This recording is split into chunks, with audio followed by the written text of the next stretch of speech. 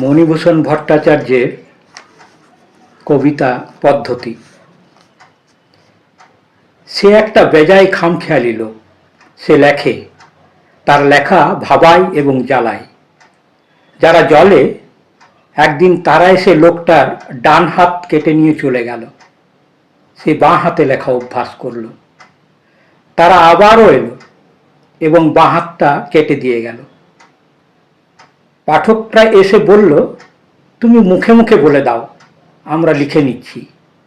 সে বলে গেল, তারা লিখে চলল। খবর পেয়ে সরকারি জল্লাদরা এলো। তার মুখের ভিতর থুথু ছিটিয়ে দিয়ে দলা পাকানো ন্যাকড়া এবং সিমেন্ট ঢুকিয়ে মুখ বন্ধ করে দিয়ে চলে গেল। লোকটা ইশারায় পাঠকদের বলল, সমুদ্র তীরে চলো। সে ডান পায়ের বুড়ো আঙুল দিয়ে অন্তহীন বালির উপর লিখে চলল। পাঠকরা টুকে নিল।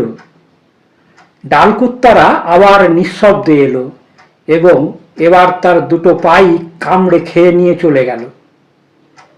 সে বিশাল সমুদ্র গর্জনের দিকে কান পেতে একটু হাসল, কারণ ততদিনে তার জায়গায় তার চেয়েও বেশি শক্তিশালী এবং দূরদর্শী তিনজন লেখক এসে গেছে।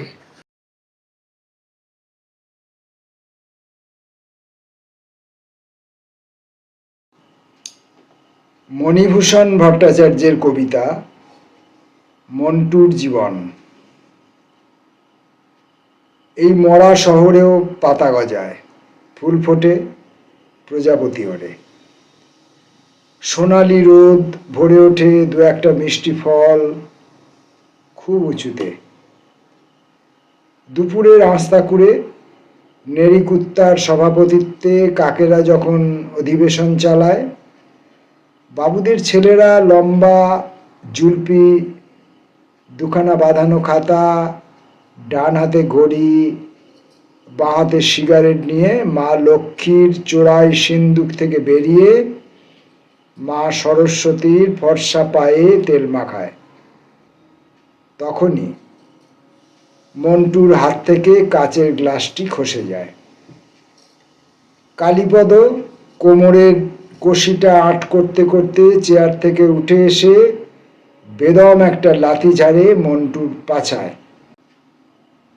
চামচেটা প্লেটে নামিয়ে রেখে অমৃতবাজার থেকে আহ্লাদি চোখ তুলে চশমা খুলে ঠোঁটের কোণা থেকে জিভের ডগা দিয়ে আলগোছে অমলেটের কুচিটুকু সুরুত করে টেনে নিয়ে অধ্যাপক বলেন, আহ কালী, অত জোরে মারো কেন?